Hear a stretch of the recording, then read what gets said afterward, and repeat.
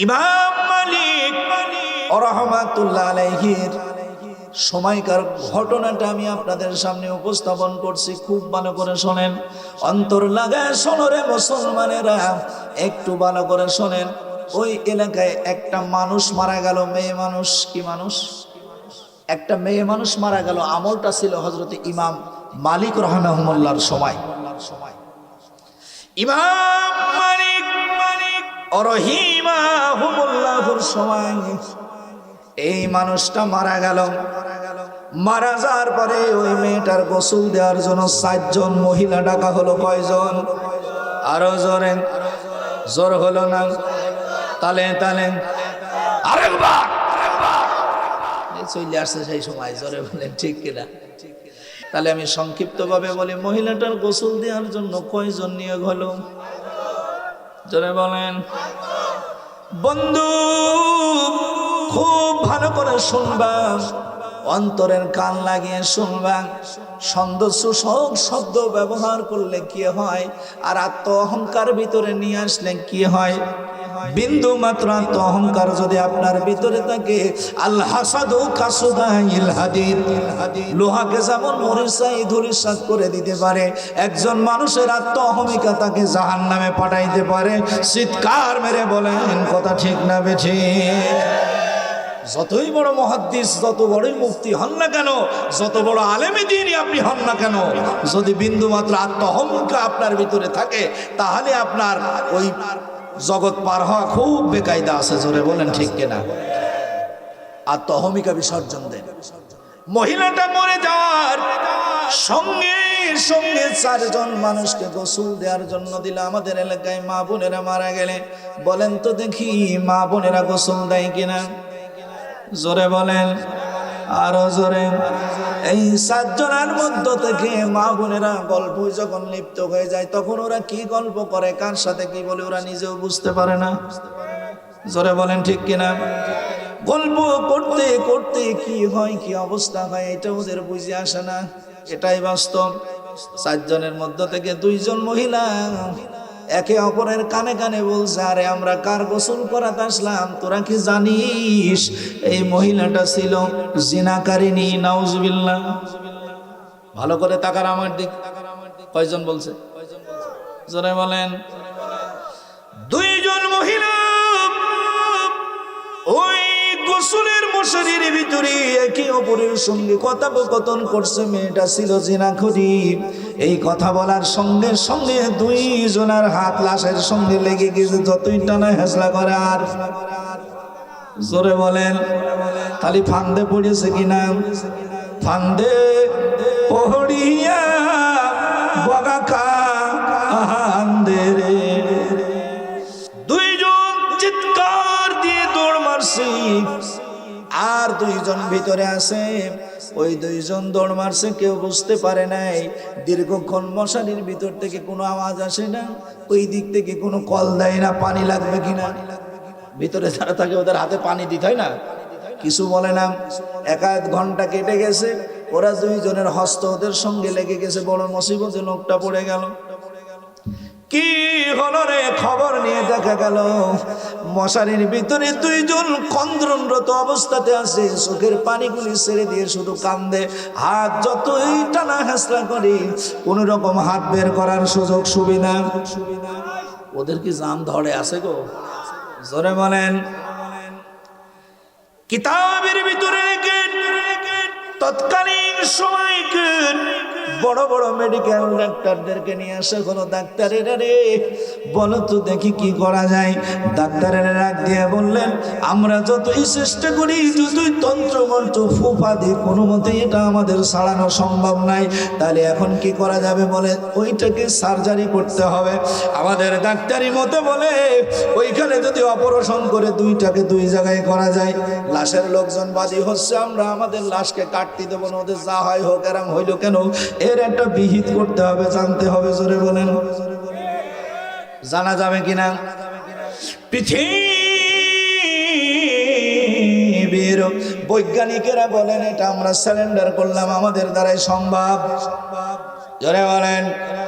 পৃথিবীর medical science বললো এটা আমাদের দ্বারাই সম্ভব নাই।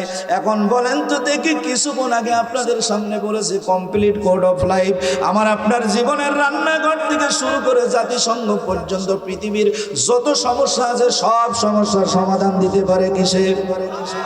আর জোরে বলেন। তাহলে এই হাতটা লাশের সঙ্গে লেগে গেছে, কোরআনে কি এর কোনো বিহিত আছে? কোরআন কি কোনো ডিসিশন দিতে পারবে? কোরআন ডাক দিয়ে বলবো আমি এমন একটা কুরআন, পৃথিবীর ভিতরে একজন সর্বোৎকৃষ্ট মানের রাইটার একটা বই লিপিবদ্ধ করেছেন, বইটার নাম হলো দ্য 100।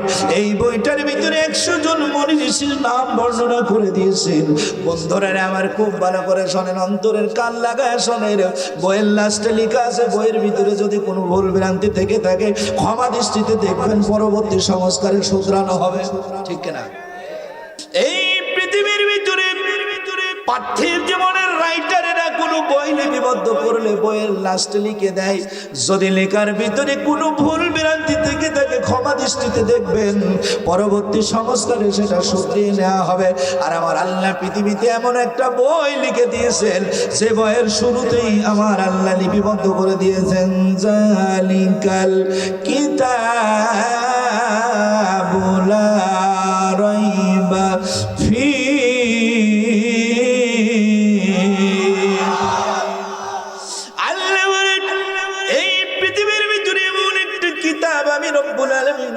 যে কিতাবের ভিতরে সন্দেহ তো দূরের কথা, ভুল তো দূরের কথা, সন্দেহ তো দূরের কথা, আমি রব্বুল আলামিন ভুলের কোনো লেশ মাত্রা পর্যন্ত কোরআনে রাখি নাই। জোরে বলেন। কোরআনকে জিজ্ঞাসা করি, কোরআন রে, আল হুদা মাদ্রাসার উদ্যোগে মাহফিল হচ্ছে, আমরা এখানে বসেছি, আমাদের কি কোনো লাভ আছে? কোরআন বলবে ওয়াইদা কুরিয়াল কুরআনু ফাসতামিউ লাহু ওয়া আনসিতু লাআল্লাকুম তুরহামুন। কোরআন বলছে তোদের লাভ আছে কাজ দুইটা, অন্তরের কান দিয়ে শুনবি আর চুপ মেরে বসে থাকবি, আমি আল্লাহ রাব্বুল আলামিন তোদের উপরে রহমত দিব। কোরআনকে ডাক দিয়ে বলি, কোরআন রে বলো তো দেখি, তোমার বাড়ি কি হিজল গাড়ি বহুমুখী মাদ্রাসার ভিতরে নাকি? ও কোরআন, তোমার বাড়ি কি বাজার মসজিদের ভিতরে? আরে কোরআন, তোর বাড়ি কি আল হুদা মাদ্রাসার ভিতরে? কোরআন ডাক দিয়ে বলবেন, বাল হুয়া কুরআনুম মাজিদ, বাল হুয়া কুরআনুম মাজিদুম ফি লাওহিম মাহফুজ।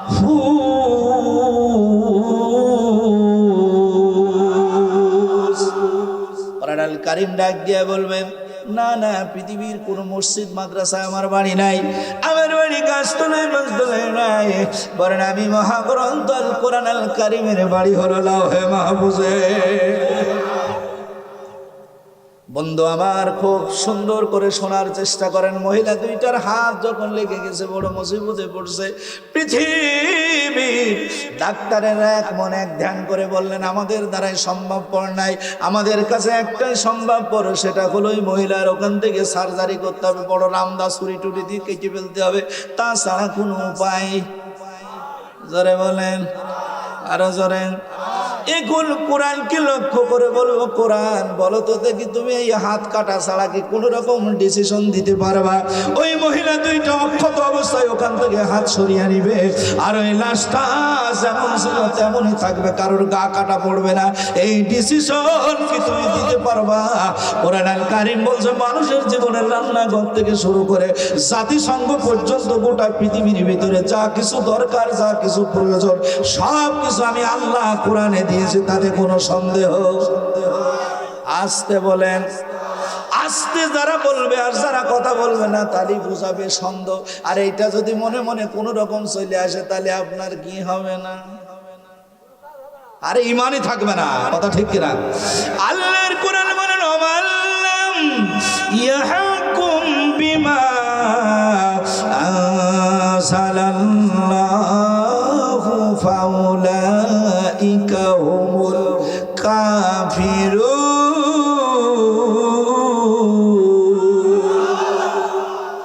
অন্তর দিয়া সোনারে মুসলমানেরা 41, 42, 43 সূরা মাইদার ভিতরে আল্লাহ বলেন ওয়ামান লাম ইয়াহকুম বিমা আনজালাল্লাহু ফাউলাইকা হুমুল ফাসিকুন।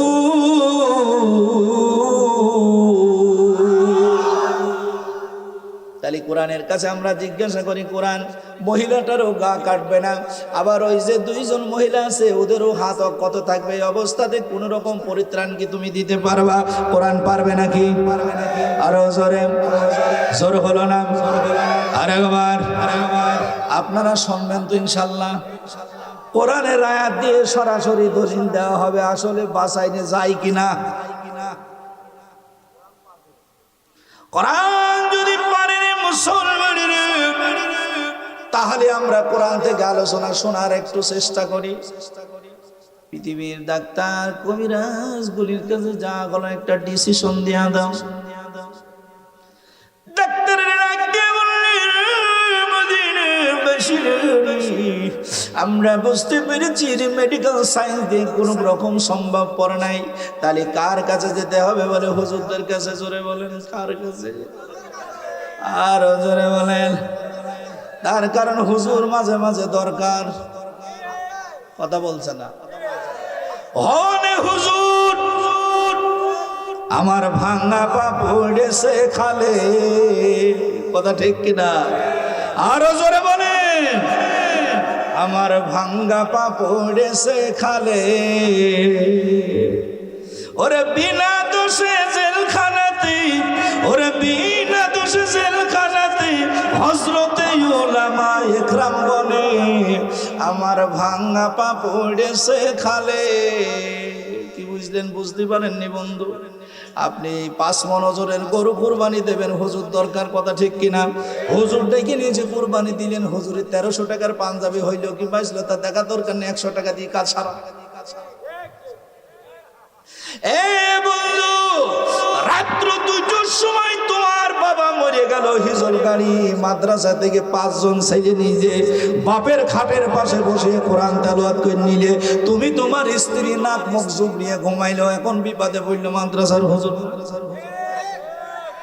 যদি বলে হুজুর যেতে পারবো না, বলে মাসিক ভাতাও দেব না, মুষ্টির চাইলেও দেব না, কেনা। এ বন্ধু, খুব ভালো করে শোনো রে মুসলমানেরা, রাত্র 2টার সময় হঠাৎ করে তোমার মেয়ের বিয়ে কি করবা? জোড়ন দিতে হবে। এই জোড়নের সময় মাদ্রাসায় যে মক্তবে যে হুজুর নিয়েছে, হুজুর যদি বলে যাইতে পারবো না, বলে কালকে চাকরি থাকবে না। ঠিক কিনা? এ বন্ধু, খুব ভালো করে শুনি।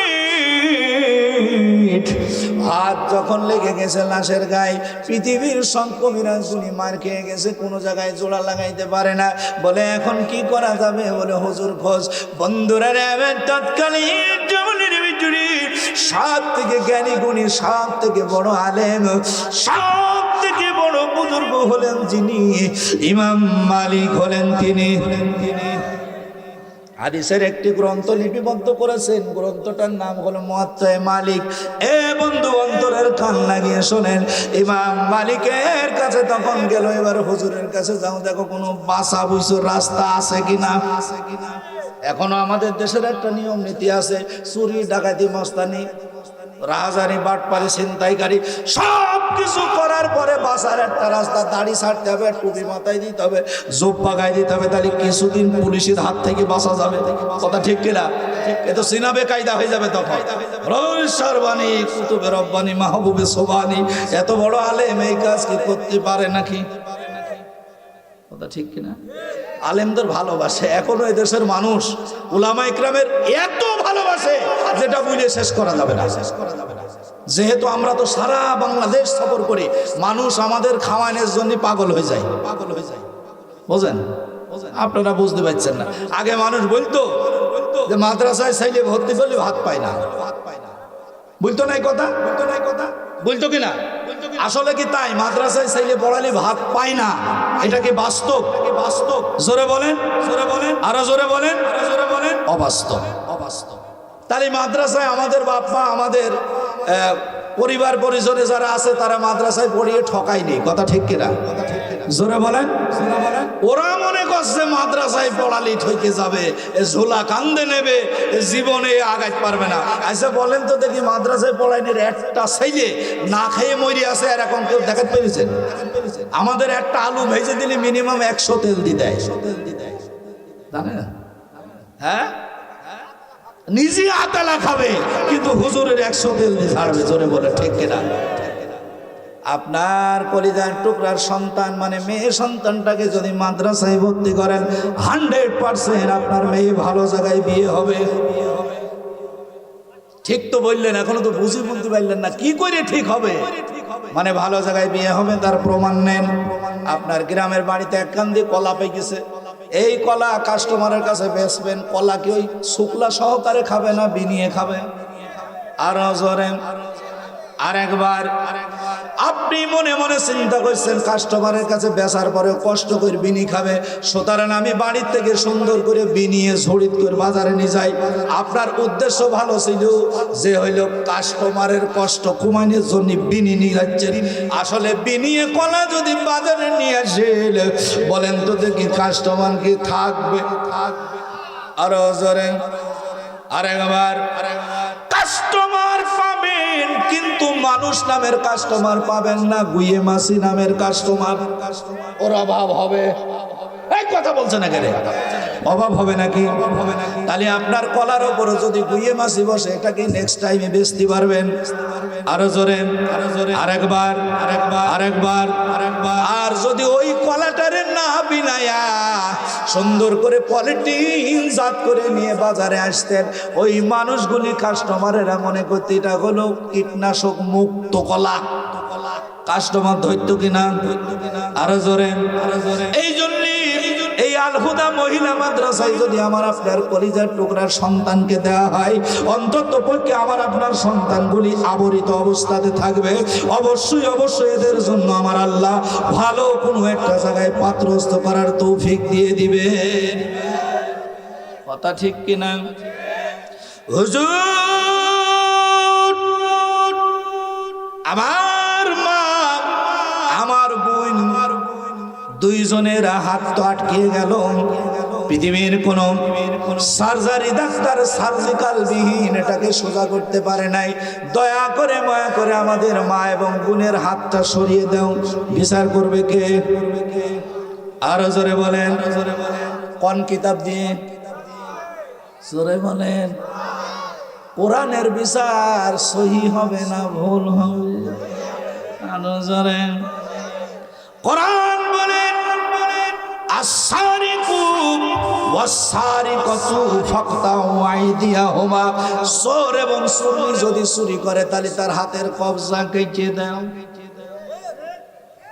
এখন এই ওয়াজ যদি আমি করি চোরের বিরুদ্ধে, কিন্তু যদি কোনো চোর থাকে আমার ওয়াজ ভালো লাগবে?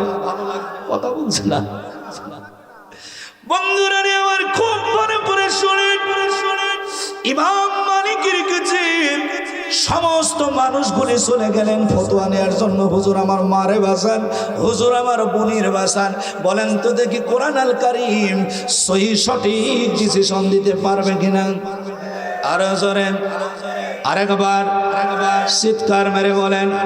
ইমাম মালিক ডাক দিয়ে বলেন, কোরআন আল কারীম আমি একটু চোখ বুঝে থাকলাম আর চিন্তা করে দেখলাম, দেখি পৃথিবীর কোনো ডাক্তারের দ্বারা সম্ভব হয় কিনা, পৃথিবীর কোন ইঞ্জিনিয়ার দ্বারাই হয় কিনা, পৃথিবীর কোনো বুদ্ধিজীবী বুদ্ধি বের করে এই লাশ আর ওইটাকে আলাদা করতে পারে কিনা। ইমাম মালিক বলেন, আমি অত শোনাই চলে গেলাম, যা দেখি পৃথিবীর কোনো বুদ্ধিজীবী দুইটা দুই দিকে করতে পারবে না, পৃথিবীর কোনো মেডিসিন ডাক্তার ওষুধ খাই শেষ করতে পারবে না, পৃথিবীর কোনো সার্জিক্যাল ডাক্তার কাটা ছাড়া ঠিক করতে পারবে না। আর আমি দেখছি আমার আল্লাহর কোরআন সুস্পষ্ট ভাবে বলছে, ওই লাশ এবং দুইটা মেয়েকে আলাদা করার সুন্দর সিস্টেম আমার আল্লাহ দিয়েছে। ধরে বলুন আল্লাহু আকবার। তাহলে কোরআনের কাছে আমরা চলে যাব, ডিসিশন ক্লিয়ার করে দিতে পারবে কোরআন, পারবে কি পারবে না? জোরে বলেন। এই পৃথিবীর ভিতরে যত গ্রন্থ আছে সব থেকে উৎকৃষ্ট গ্রন্থটার নাম কি? আর এই কোরআন শিক্ষা দেওয়া হয় কোথায়?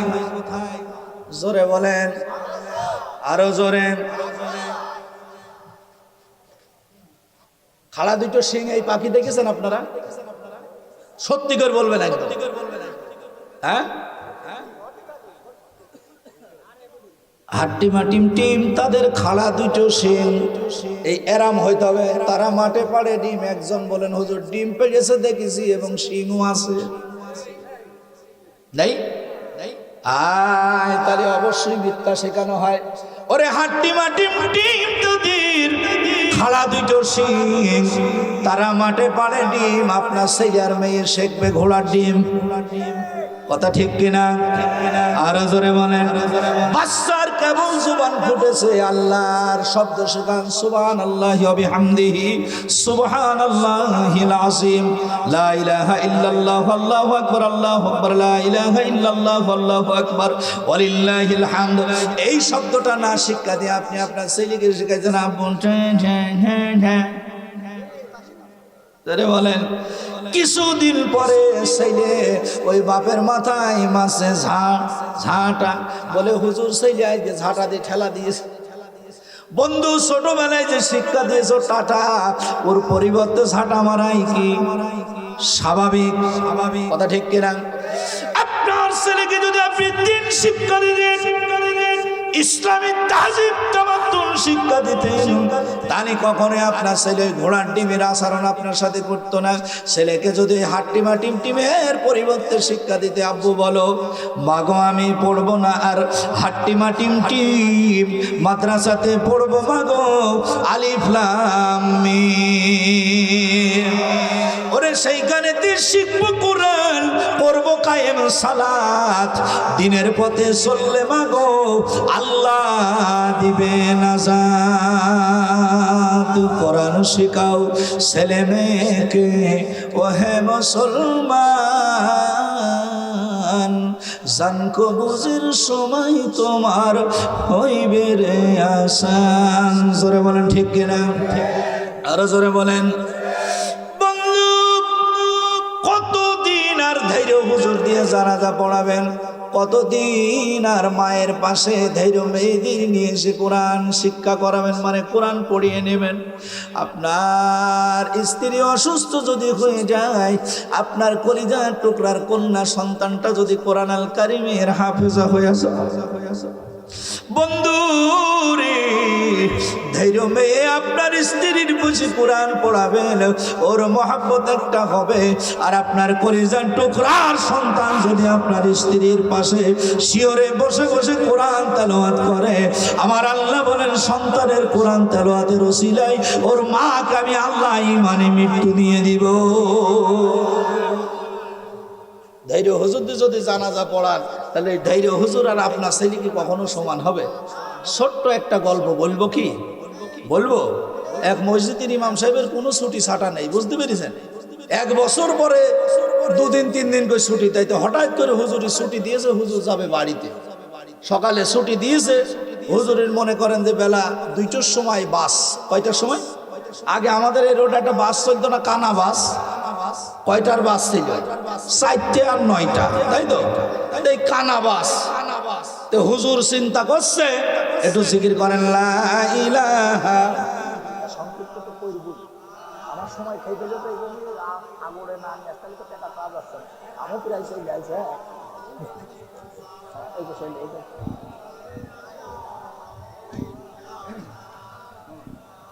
10টা 10-15 নিয়ে আসবেন, তাহলে সব হয়ে যাবে। ঠিক আছে, আচ্ছা থাক, বলছি থাক। লা ইলাহা ইল্লাল্লাহু মুহাম্মাদুর রাসূলুল্লাহ সাল্লাল্লাহু আলাইহি ওয়াসাল্লাম। হুজুর ছুটি পাইছে কখন? সকালে।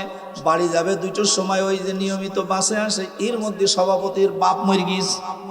সভাপতির হুজুর ছুটি আপনার যতই দি, আমার বাপের জানাজা নামাজ না পড়ে যাইতে পারবেন না। হুজুর চিন্তা করছে আমি গরিব মানুষ, ওর বাপের জানাজা যদি না পড়াই তো চাকরি আমার থাকবে না, আর চাকরি যদি না থাকে আমারও সংসার। জোরে বলে। হুজুর কোন রকম থাকতে চাচ্ছে না, তারপরেও বলছে যে আমি 255 জানাজা পড়ি দেবো, এই একটা 55 যাতে বাস ধরতে পারে, বুঝতে পেরেছেন? যাক, লাশ চলে এসে রোডের ধারে, মনে করেন বাস রাস্তা, ওইখানেই মাঠে লাশ নিয়ে এসে দাড়ি পড়িয়েছে।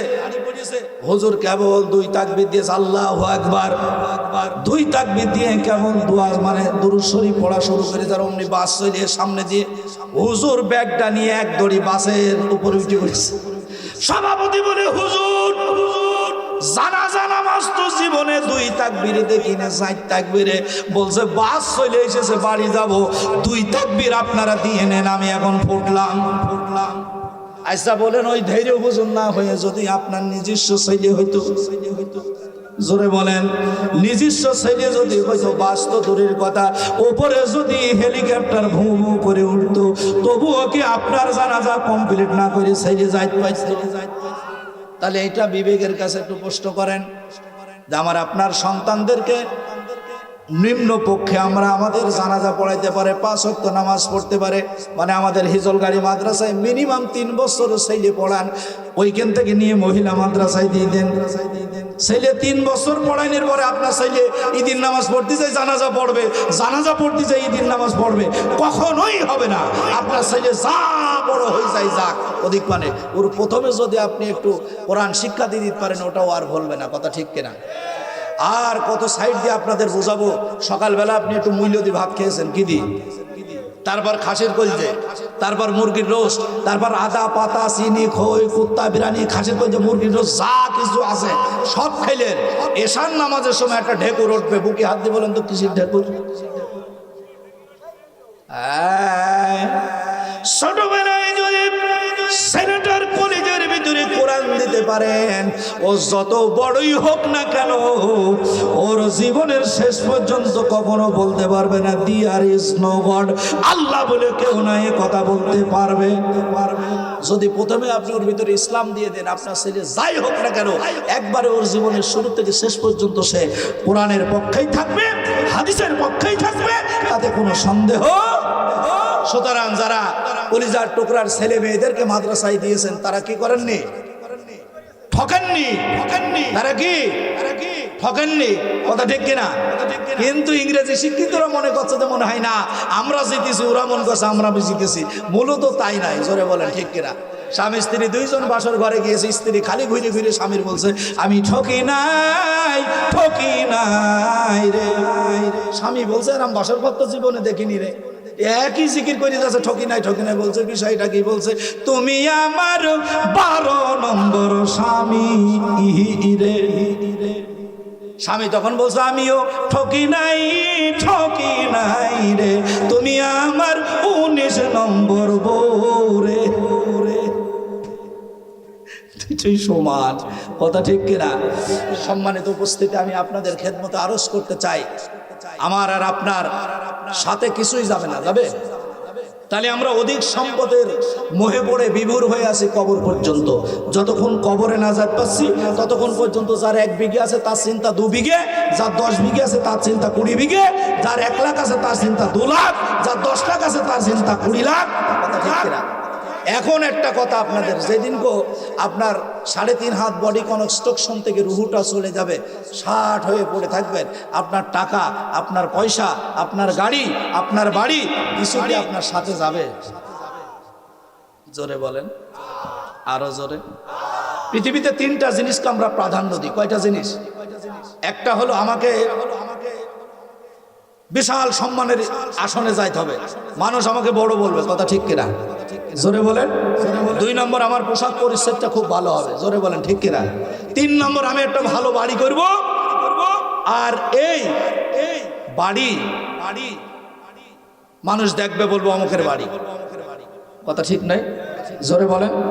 যখন আপনার এই 3টা শখ ছিল, আপনার 3.5 হাত বডির ভিতরে যখন রুহু ছিল, কথা ঠিক কিনা?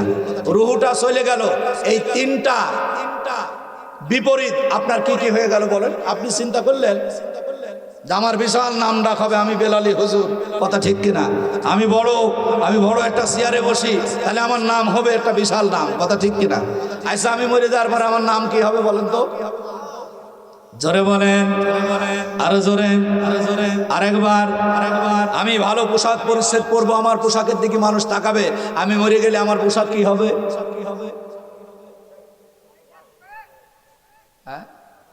সাদা কাপড়। কি হবে?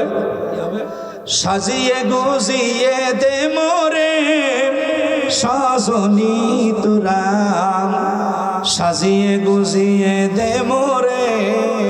কথা ঠিক কিনা? কত কাপড় কত কিছু, কিছুই ভালো লাগে না মোর। সাদা কাপড় আমায় পরিয়ে দে সজনী তোরা, সাজিয়ে গুজিয়ে দে মোরে। জোরে বলেন ঠিক কিনা?